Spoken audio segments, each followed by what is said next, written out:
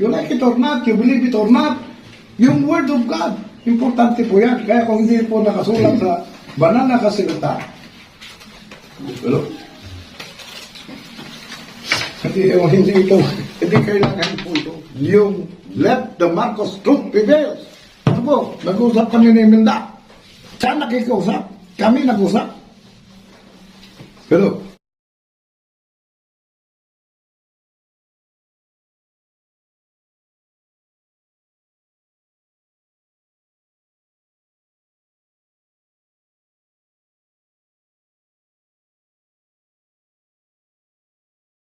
yung mga nag-question dyan, kung sinong kailangan, ang kailangan natin po dito, ang may karapatan po, ay, dahil nabubuhay pa siya noon, the only surviving sibling. Yan, si Fortunata Barba.